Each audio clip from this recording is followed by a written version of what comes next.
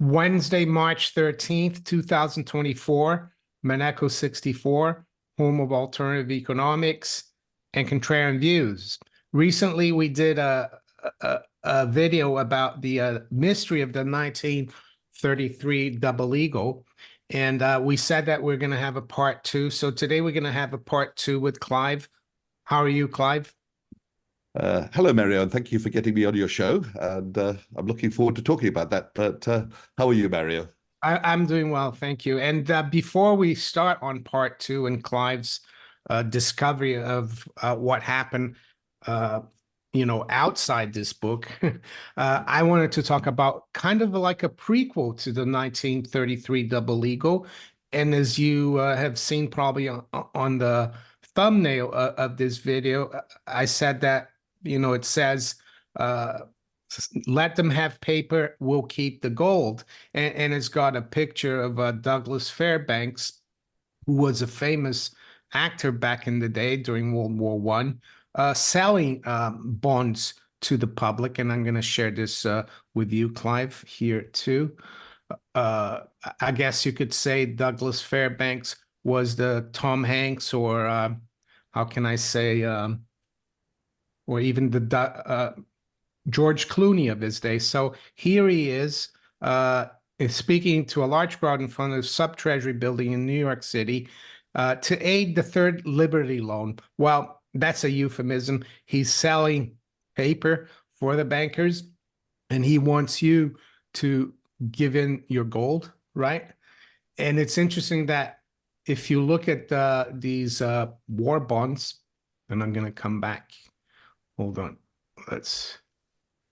We need to look at the issue of the war bonds during World War One. So there you go. This is the one that I find really interesting. 19 September 28, 1918. I guess he was trying to sell the third Liberty loan. But this one here, Clive, is the one from September 1918, and it's for $6.9 billion dollars. And I would say this rate is really low, and I'll tell you why in a minute, for 4.25%. But I couldn't find a picture here on Wikipedia of that fourth war bond, but I found one here on eBay. And one thing that's interesting is that it's callable, as you can see here, in 1933, and it's a gold bond, right? So 1933, what happened in 1933? Well, they they made gold illegal. And my speculation is that it's got a lot to do with these war bonds that were payable in gold.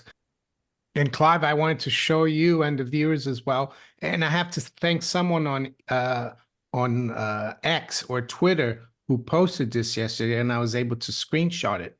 And this is from December 19th, 1918, from the Dallas Federal Reserve Bank. And you can bet all the other regional banks are doing this. So let's quickly go through this letter. It says a number of the banks are continuing their cooperation in the matter of concentrating gold into reserve. What that means is basically taking your gold and keeping it themselves. They don't want you to have the gold, but the large majority have apparently come to the conclusion that either gold coin and gold certificates have become too scarce to warrant the trouble of calling the few that find their way to the bank, or that the necessity for it no longer exists. The necessity will continue until every dollar of gold, either coin or certificate, that is possible to obtain has been placed in reserve, i.e. taken away from circulation. It is far more valuable to the government as a basis of credit than it is to the individual as circulation, and will continue to have this ratio of greater value to government, regardless of war or peace. Federal Reserve notes are intended to take the place as circulation of gold coin and gold certificates. They are the development, wait for this, Clive, of a scientific plan to meet the fluctuation of currency needs. CBDC of that day, right? So Absolutely. I'm going to skip here though to the last part, and you guys can yeah, screenshot this if you want to read the whole thing. Here you go. But it says customers who apply to their banks for gold coins to be used as Christmas presents should be induced to use instead Liberty bonds or war savings stamps. So there you go. It's all related to, to these here and the fact that they don't want us, to have the gold. It's more important for the government to have the gold, even though the US Constitution says that, the gold is money, gold and silver. And I wanted to show you, Clive, those measly coupons. You might think, oh, back then, 4% was good. But look at the CPI, and this is from the Federal Reserve Bank of Minneapolis. So they were selling them these bonds with 4.3% coupons, and look at where CPI was running during that period: Mm. 7, 17, 18, 15. It reminds me of today. They tinker with So I this. see prices doubled in 5 years. Yeah, and they're giving you bonds at 4%. And I would say the same thing is happening now. They're trying to entice you to buy treasuries. And these are treasuries, basically, these war bonds. They just call it a different name. And of course, we are at war right now, even though not officially. So I just wanted to put that out there. And I think these war bonds have a lot to do with what happened in 1933. And again, don't be fooled by the Hollywood crowd or the celebrities. You saw Douglas Fairbanks. He probably got paid a lot of money, and your great grandparents got burnt. So don't get burnt by Tom Hanks or whoever this time around. And with that, Clive, I'm gonna pass it to you for part two of what you found out about the 1933 double eagle. So I just start for a little question for you, Mario, and also a question for all your viewers and listeners. Imagine that you've bought a gold coin from a reputable dealer, and the reputable dealer has bought it from somebody else who's reputable, but several generations back, it was bought from a crook, but nobody knew it. And it's now discovered that gold coin was taken from somebody's collection many, many, many years ago, and that person would like his coin back. What do you do? Yeah, you asked me that question before we came on. Uh, Oh, you didn't say that it was from a long time ago, so it's a little different now. But okay. what would I do? I don't know. It's tricky. The right thing to do, of course, is to go back to the dealer and tell him about it and ask him Uh, for, to try to find the family that, the coin was stolen from and give it back to them. And, get paid by the dealer the amount that you paid them. And I know the coin might be worth even more, but I think that's the right thing to do. Yeah. So that's absolutely the right answer, Mario. I did ask a lot of people this same question, and I got as many answers as I asked people. Some people said they would bury it in their back garden. That's where your everyman safe would come in, perhaps. Dirty Some man's. people Yeah. a dirty man said yes. Some people said they would sell it on quickly. Some people said they'd just keep quiet.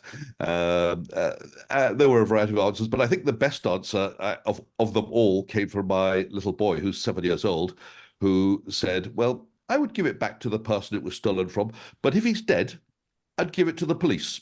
And I thought, oh, okay, that was quite an honest answer from Yeah. my Interesting. son.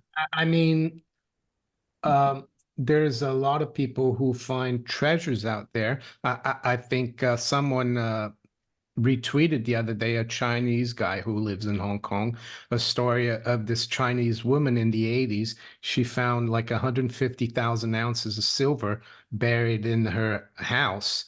She was doing some renovation, and it was actually found that it was her great granddad's, and he buried it there because of the communist revolution.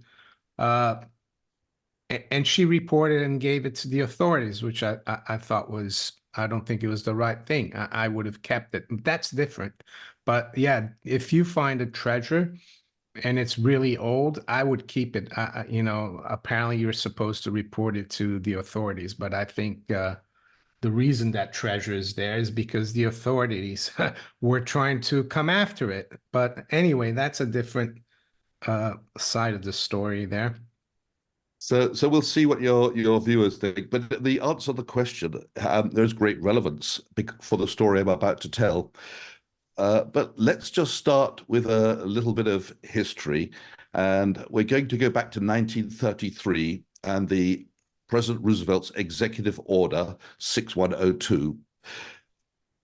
America at the time was running out of gold because it was trading. There was a war on. It was buying weapons. It was doing all sorts of things, but it basically was running out of gold. So Roosevelt, the day after he became president, decided to call in all the gold in the hands of its citizens. He made the holding of gold illegal and asked every citizen to return their gold to the banks, which they duly did. Now, at the time, the mint was very busy minting the 1933 gold coins. And they would mint gold coins every year, but they hadn't yet issued those coins to the public at large. But they had received a telegram from the Treasury Department forbidding the future payment of gold coin without license. And that was a license which was never again going to be issued. But in the absence of instructions to stop minting the coins, they carried on minting the coins.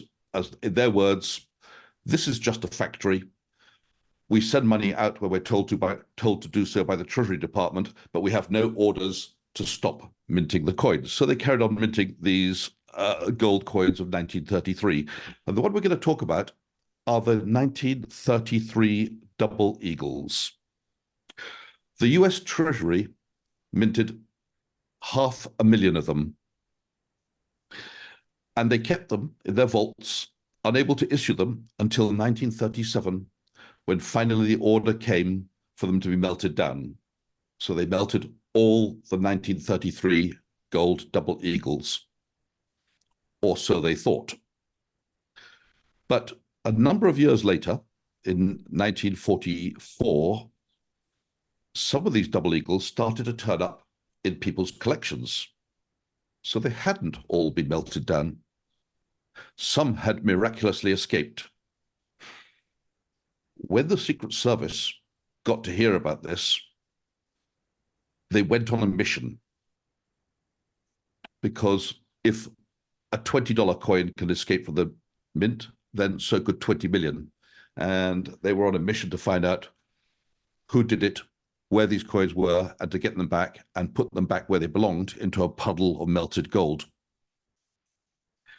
And they had a suspect already as to who might have facilitated the escape of these gold coins from the mint.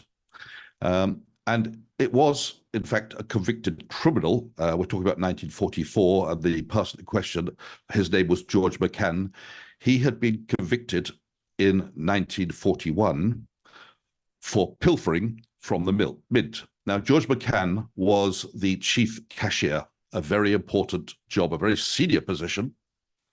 In 1941, McCann was already under suspicion for some thefts which had occurred earlier, but they couldn't really pin them on him. But the Secret Service had him under suspicion. So the Secret Service organized a sting operation. So what they did, they coated some silver coins in a fluorescent chemical and handed them into the mint to be melted down as used coins in exchange for new money. And those coins should have gone into the melting pot.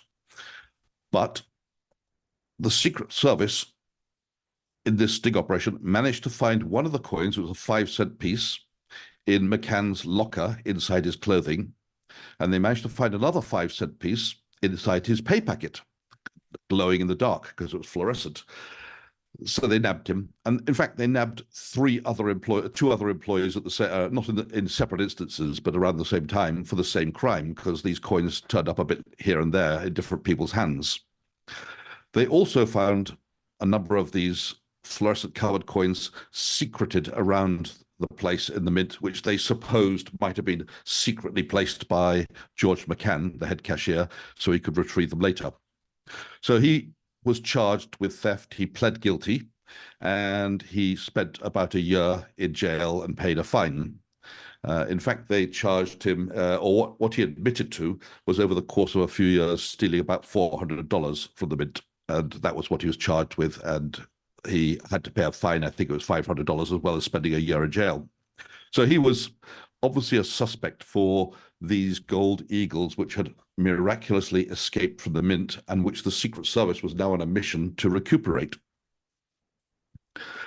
Now, George McCann had been a suspect in some previous gold disappearances at the mint, but they couldn't pin anything on him. There was in his early days in the melting room, there was a bag of gold coins vanished, and the chief accountant had reported it to McCann's bosses, saying McCann's the thief. Didn't mince words there. Of course, McCann denied it, and there was nothing they could prove. And then again, somewhere between 1933 and 1937, another bag of gold coins, we're talking a lot of money here, $5,000 at the time, disappeared under McCann's watch when he was the head cashier. And whilst he would have had the opportunity, he wasn't the only person who might have done it. And again, they couldn't pin him on it. But McCann's new boss, who came in some years after the theft, was made to pay the price for McCann's supposed theft that he hadn't been charged with. And the new boss, I think his name was Dressel, I might have got it wrong, when he arrived at the mint, didn't do an audit of the mint, which is customary. And when they found this bag of coins was missing, they said, well, you didn't do an audit, even though you're not the thief, even though you weren't employed by the mint at the time, even though you're not even a suspect, you have to pay the price because you should have done an audit. So this is like somebody who's completely innocent of a crime being made to pay $500,000 today for the crime of another. But of course, this boss strongly suspected McCann. So when the Secret Service came looking for the way in which these double eagles had escaped from the mint sometime between 1933 and when they melted down in 1937, his boss was only too eager to share his suspicions about McCann. And of course, then they started investigating further. And yes, of course, given the fact he'd already served jail time, he was the obvious suspect to have been the inside job. So the Secret Service were on a mission to hunt down all these coins, and they went asking around at the various dealers and collectors, and little by little, they started to find 1933 double eagles. And they would go to the owners of these double eagles and say, hand them over, please. And many of them did. I mean, when I say many of them, there weren't many coins out there, a very small number, in fact. But the threat made by the Secret Service was, unless you hand it over, we'll charge you with handling stolen property, because now we've told you it's stolen. At least that was the allegation. If you're handling it, you'll go to jail unless you had it. So that was enough for most of these reputable and honest collectors to hand over their very valuable, very rare gold coin, because there's a very small number of them out there. But there were at least 3 people who resisted the Secret Service's attempts to get the coin back. And they basically said, you want the coin back, prove it's stolen, or get a court order and we'll give it back. Unfortunately for all those people, after long legal processes, they lost the right to keep the coin and had to hand it over to the Secret Service, who duly tossed it into the melting pot. And that's you're showing a copy of the double eagle. Are you there, Mario?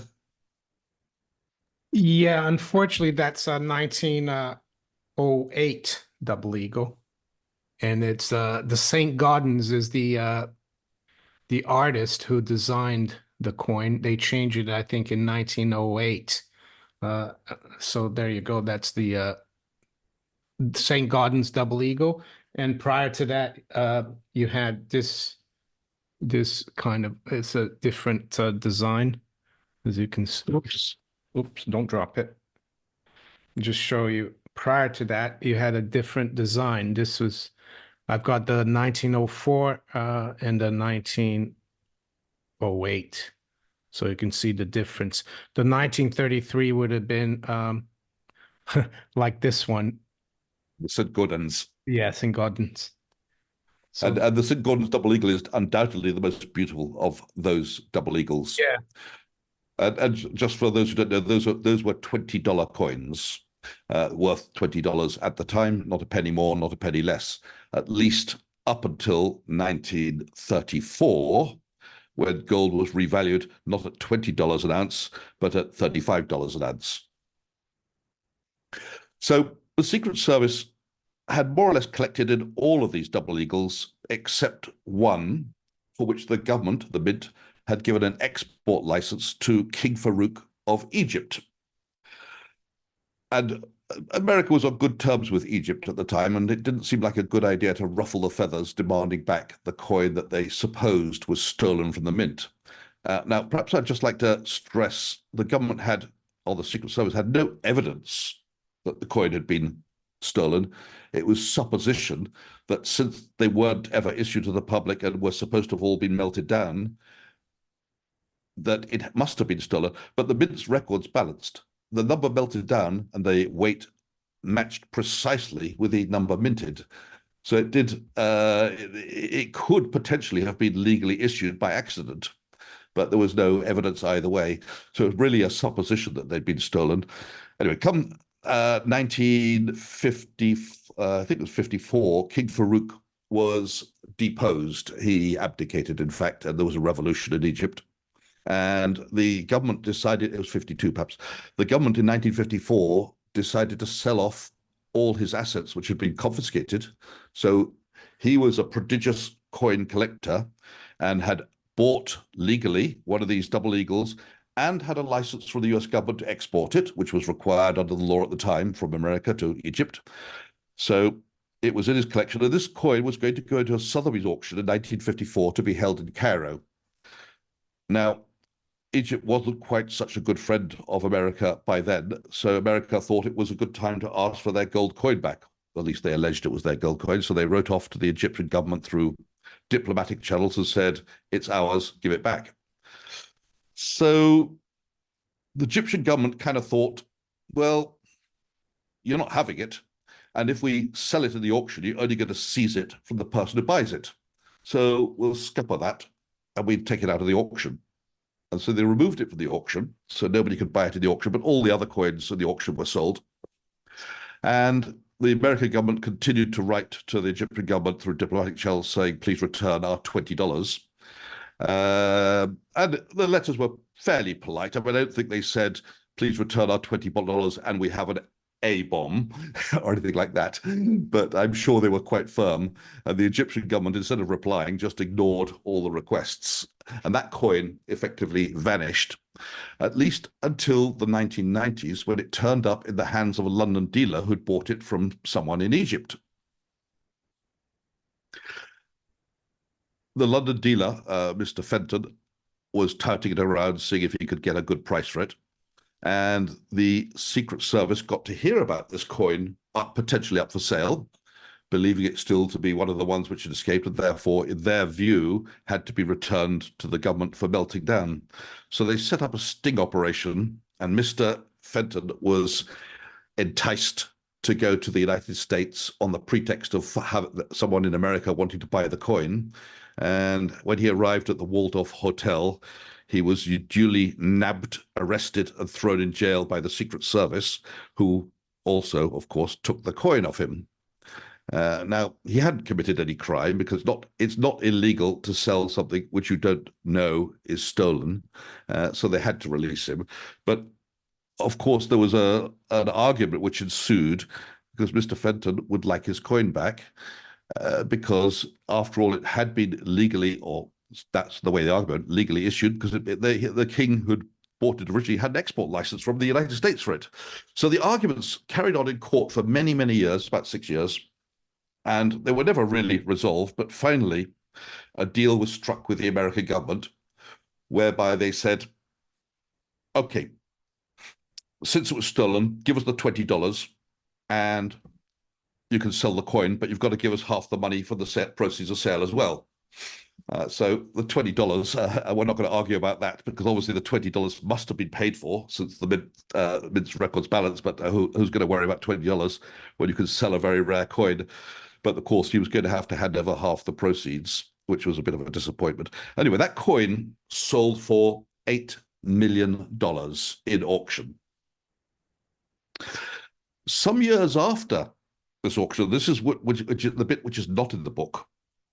Some years after, one of the heirs of a person who had once handled the double eagles back in the 1930s, 1940s, his name was Israel Swit. He was a jeweler. This particular jeweler knew George McCann from the Treasury, but according to Mr. Swit's evidence, had never bought any coins, any gold coins from Mr. Swit, and had bought these 1933 double eagles from various dealers, various collectors at different places and different times. And I'd just like to stress, Israel Swit was never charged with any crime related to these double eagles, and nor, for that matter, was George McCann, because there literally was, at the time, no evidence whatsoever that it was stolen property, because they might have escaped by legal means. And even if they hadn't, the statute of limitations would have prevented any prosecutions anyway. So Israel Swit, who at one point handled these coins, had died in 1990, many, many years before the Sotheby's auction, which sold this coin for $8 million nearly. Some years after the auction, his family are looking through his safety deposit box, and his daughter, who's probably in her 80s by then, sees something glinting at the bottom of the box. She calls her son Roy. So Roy comes to the bank. This is a safe deposit box in the bank, and takes the box to the family store. It's a jeweler's store. And he starts to go through the contents of the box with his mother. Now, at the bottom of the box, there's this bag, which is where she'd see something glinting, and there's a few American and Mexican gold coins in there. But there's also an envelope. And the envelope has something written on it. It's a small coin-sized envelope, and on the envelope is written the letters LLDD in capital letters.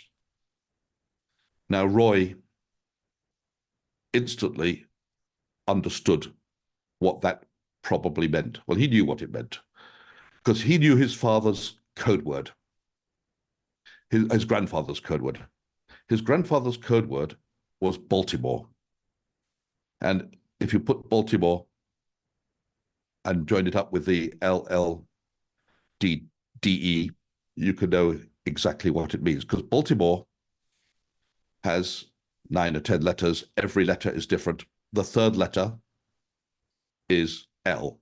So L stands for the number 3. So LLDE stands for 33 double eagle. He knew that. He opened up the envelope, and sure enough, it was a 1933 double eagle. This was potentially going to change their lives. But there were 9 more envelopes with LLDE written on them, and every single one of them contained a 1933 double eagle, the same as the one which had been sold for $8 million a couple of years earlier. Now, the question which I asked at the beginning of the program might become very relevant. What would you do if you found a gold coin that might or might not have been stolen? And don't forget, this allegation that these coins had escaped from the mint illegally was just an allegation. Everybody who was around in 1933 or 1937 or whenever they would have left was long since dead. The records of that time are scant or scarce. And one of these coins had recently been sold with the connivance of the US government. So the question is, what would you do? Would you keep quiet, or would you tell the government? Clive, Well, can I interject a little? You can, yes. A question to me earlier. Yeah, and I guess I should have known it was going to be related to this, but when actually, if you think about the government, technically also they use the law, they use the Trading with the Enemies Act to issue Executive Order 6102 to basically steal Americans' gold. I might change my mind because it's the government in the first place stole all that gold from the American public. So yeah, that's the way I'm thinking here. Anyway, I'll let you continue. Well, let's just see how it went. Roy was wondering what to do with the son, and his mother, Joan, was there as well. She said, put them back in the box. You can deal with it when I'm dead.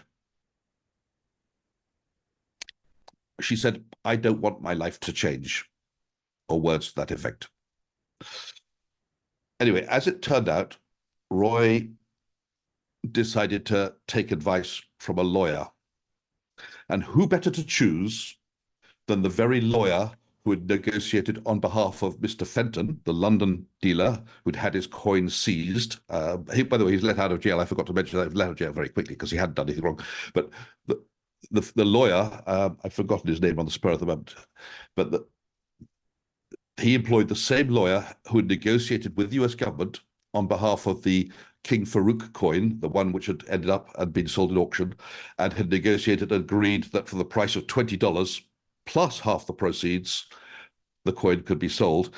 So the lawyer wrote to the mint proposing, or first of all, informing the mint that some coins had been found, the same as the one which had been sold, and proposing that perhaps they could do a similar deal to the one which Mr. Fenton had done, i.e., split the proceeds or something like that. And the mint responded to the lawyer quite favorably. Yes, interested. Let's have a discussion. Let's have a meeting. So they had the meeting, all sounding very favorable. And it was agreed that as a first step, the mint would take possession of the coins to verify that they were, in fact, genuine coins. And then the coins would be returned to the family of Israel Swit, whose name they were the Langboards. So the mint took possession of the coins, and it took them about a year to verify them, but they checked the coins very carefully against the original dies and could prove that they were, in fact, original struck coins. They were part of the 500,000 nearly double eagles, which should have been melted down. And the lawyer then requested the coins to be returned to the family, to which the mint said no. And so the lawyer accused the mint and the Secret Service of seizing the coins, to which they replied, well, we haven't seized them because they were always ours. We're keeping them, which then a legal case started. The lawyer accused the US government, or the mint, of violating the Fourth Amendment, which says the government shall not take or seize somebody's private possessions without lawful means. And of course, the government hadn't got any lawful means. There'd been no court case, no hearing, no judgment by a judge or anything else. And it was all based on the supposition that these coins might possibly have been stolen from the mint at some point, but there was also the supposition that they might possibly have been bought legally by Mr. Swit from the mint. There's Yeah, no proof either way. they also misled them, the US government, because yeah, they were under the impression that they were just giving them those coins to verify them and that they were going to give them back. So I think that's pretty disgusting, actually. But anyway, I'll let you continue. Exactly. That was the clear understanding that those coins were loaned to the mint for verification and nothing more, and would be returned. So, unfortunately for the family, possession is 9/10 of the law, and when the government has possession of it, they have the guns and you don't. So there's no question of them taking those coins back by force, and the only way to get them back was through the courts. So the family duly went to court, and at the first hearing, the judge duly found that the government had illegally seized the coins and ordered the coins to be returned to the family. But the government appealed, and it went through a number of iterations with the courts, backwards and forwards for another, it lasted until 2016. So we're talking about 2004 to 2016. That's 12 years of court cases, as the judgments went either way, left and right, left and right. But in the final hearing, the government won the right to keep these coins based on the supposition that they must have been stolen, despite the absence of any evidence, concrete evidence or provable evidence that it had been. This certainly would, if this was a murder case, it certainly wouldn't stand up. Might possibly in a civil case, because the level of evidence needed in the two different cases, I think. Obviously, Israel Swit was suspected of being an accomplice, but that again is not proven, because when he'd, according to the evidence he'd given to the Secret Service at the time when they discovered that he had handled some of the coins, he just said, I bought them from various people. There was absolutely no evidence that he knowingly bought them from the mint, knowing them to be taken out. Now, one of the questions which did arise, I'll just go back on this, is how did the mint's records balance? Because they measured the gold at every point in the cycle with 4 pairs of eyes, multiple locks, and they were weighed before it moved, they weighed after it had moved, and weighed before it went into the melting pots. So how come everything balanced? Well, the allegation by the mint was that this man, George McCann, quite probably slipped in a few older double eagles into the pot and removed a few of the newer double eagles to hand to his friend, Mr. Swit, or somebody else who passed them to Mr. Swit, we don't know. And as a favor, and probably got was probably paid a little bit of a premium. We must remember that McCann at the time was somebody going to be charged with petty theft. So he was the sort of person who might have done this sort of thing. But back in those days, this was the sort of thing which might have been quite normal. Maybe, well, we know there's an awful lot of coins out there from other years on different types of coins which were never minted but are in circulation. So it seems that the rules and the laws and the ways people behaved back in the 1930s are very different from the standards of today. Yeah, and so just you could suppose as well the supposition that the U.S. government made the supposition, or that it was stolen, but you could say that it wasn't stolen, because all he did, Mr. McCann, was replace an old coin for the 1933. So they didn't really lose $20, the U.S. government, and like you said, there was no track record of it. So anyway, I'll let you continue. Yeah, it's a bit like if I go into the bank with 100 cents and change it for a dollar bill, the bank's not any poorer and nobody's committed any crime. It could well have escaped that way. Perhaps Mr. McCann perhaps Mr. Swit or somebody else handed in some old double eagles and got some new ones in exchange. It's entirely possible. And there was a window of opportunity for that to happen before the executive order, because those double eagles had already started being minted prior to the 5th of April, 1933, when the executive order was issued, making the holding of gold illegal. Now, perhaps there's another argument out there that the holding of gold by Mr. Swit would have been illegal, because holding of gold after 1933, right through to 1975, was illegal. But there was an exemption. There were 2 exemptions. Well, there's several exemptions, one for dentists and one for jewelry. But the main exemptions which might have affected Mr. McCann were these. Not Mr. McCann, Mr. Swit. The first one was anybody was allowed to hold up to $100 of gold coin. So that would have been 5 double eagles, $20. But with his wife, that would have been 10, $200. So we're talking about 10 double eagles which were found. So between Mr. Swit and his wife, he could have held 10 gold coins if they were the only ones he held. And the other exemption was for extremely rare and unusual gold coins, which I don't know if there was any list ever produced of that, but I doubt the 1933s were on it, because they were never officially issued to the public. But of course, the 1933s were extremely rare and unusual because there were so few of them out there. And that explains why King Farouk saw the need to buy one, and he paid, back in the day, a very, very high price for a $20 coin. He paid $1,575. So that price alone tells you that even in the early 40s, it was already very rare. And the $8 million nearly that it went for in 2002 tells you it's definitely very rare. In fact, in 2002, as far as anybody knew, it was the only double eagle from 1933 left in existence until some years later when these 10 double eagles turned up.